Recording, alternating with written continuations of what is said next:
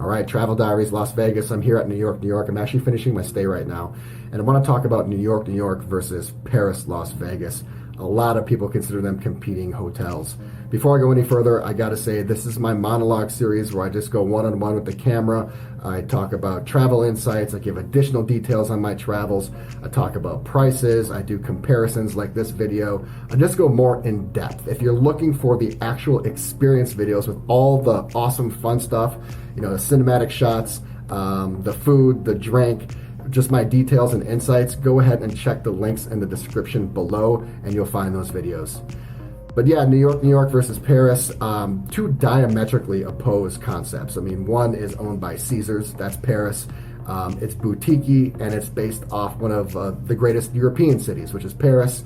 This is New York, New York. It's owned by MGM. It's very large and expansive. And it's based on one of America's greatest cities, if not the greatest city, New York. So two totally different concepts. Which one did I like and which one is best for you? Well, let's get into it.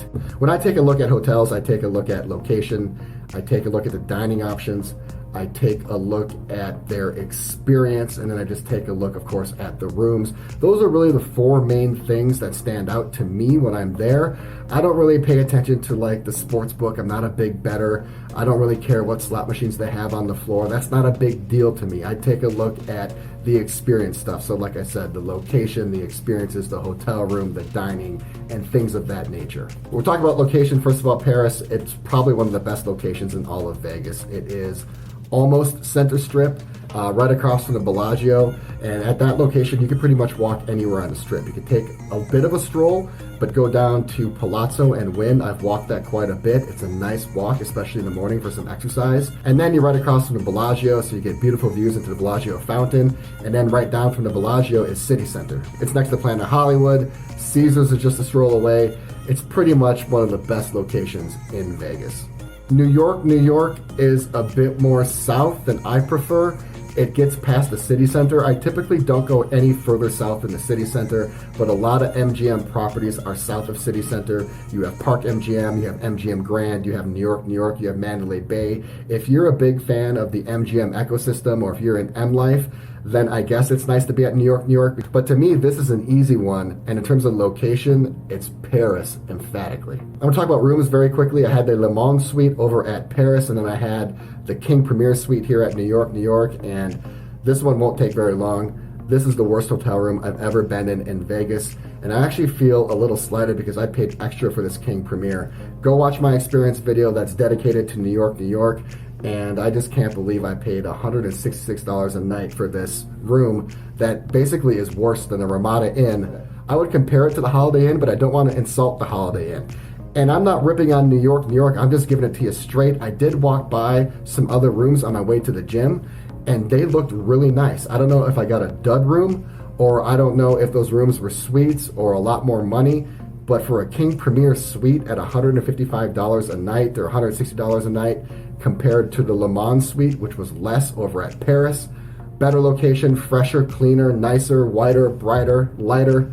It's Paris for the rooms all day long. Restaurants, this is actually an interesting one because I ate at a steak place over at Paris, and then I had an Italian place as well over there. And then on this trip, I ate at a steak place and then an Italian place. So this is a very direct and accurate comparison. And this one is also very easily Paris. The steak place was Gordon Ramsay steak. It was one of the coolest and best steakhouses in all of Paris. I haven't gone to Paris much. In fact, my stay there was my first one. I didn't know what was on property in terms of restaurants. I would go back to Paris just to eat at Gordon Ramsay steak. It was that cool and that good. Gallagher's is the place here on site at New York, New York. I kind of equate it to like a Smith and Wollensky's, just like a down-home, good steakhouse. A little more casual than what I prefer. I prefer something to be a little higher end. I don't like my steakhouses to be too stuffy, but I do like them to be a little upscale. This one was just a little casual for me. The menu here was really limited, and there wasn't much to choose from. In fact, I rarely order steaks in Vegas for a couple reasons. Number one, I've eaten them constantly for the past decade over my business travels. Also, it's poor for content. If I just got a slab of meat for every single dinner, that's not very creative and it's not very appealing. So I typically like to pick and work my way around the menus and find creative dishes. However, the menu here was really small. The Gallagher's menu was just really confined. There wasn't a lot to choose from. So for that reason, I actually went for a steak. And I will say it's the best steak I've ever had in Vegas. Yes, correct. Best steak I've ever had in Vegas. I loved it. It was like the silver lining of this entire trip. And I also never ate a steak at Gordon Ramsay, so I can't compare the two steaks. But I will just say from an overall experience standpoint, and when I take a look at the rest of the meal, it's Gordon Ramsay over Gallagher's every single time. My Italian dining experiences at both properties are probably going to be a draw. I'm going to give it to Paris just because of the coolness, the decor, the ambiance, and the atmosphere of Martoromos. This is the coolest looking and decorated Italian restaurant I've seen in Vegas. Even better than Scarpetta. El Forno here was really approachable. I don't eat at a lot of Italian restaurants because I find them to be a little stuffy and a little classical and a little traditional. I liked Il Forno here, which is the Italian restaurant on site here at New York, because it was approachable. It was modern and the staff was very friendly. It just wasn't that rigid Italian experience that you can get sometimes. Again, like Gallagher's, the menu was really limited.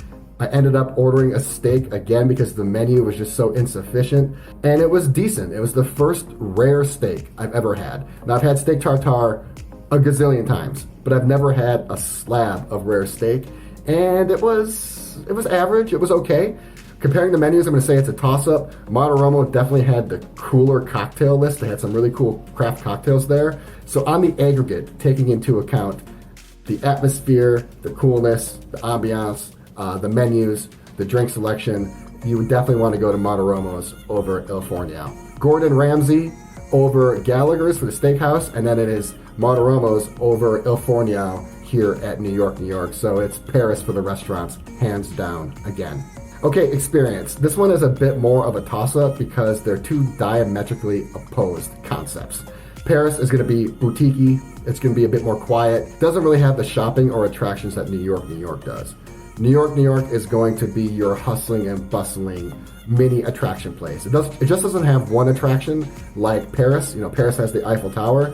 This has a bunch of mini attractions. It has the roller coaster, it has an arcade, it has the Hershey store. There's a litany of cottage places to eat. When I say cottage, just a bunch of small little stands, like you have a Nathan's Hot Dog, you have a pizza place, you have an Italian place, you got a Mexican place. This is probably going to be the spot, New York, if you want to stay busy on property. If you're looking to stay on property and keep yourself busy, you're going to have a much easier time here than you would at Paris. Paris is going to be more of an adult crowd, a bit more upscale, a bit more quiet, a bit more high-end. Well, this is going to be more of a family, younger person crowd. I really don't gamble a lot, as I mentioned, but I will tell you about the casinos. The one at New York is drastically better. It's larger, it's more expansive, it has a lot more games. If you're looking to gamble and you're looking for diversity, or if you're looking for more breadth in your play, you definitely want to stay here at New York. So that's it. Before I stayed at either hotel, I thought it was going to be a toss-up, again, because they're opposites. One is Paris, one is New York, one is Caesars, one is MGM, one is a bit smaller, one's a bit larger. So I thought it'd be a little more even. But for me and the things I like and things that resonate with me, it is Paris all day long.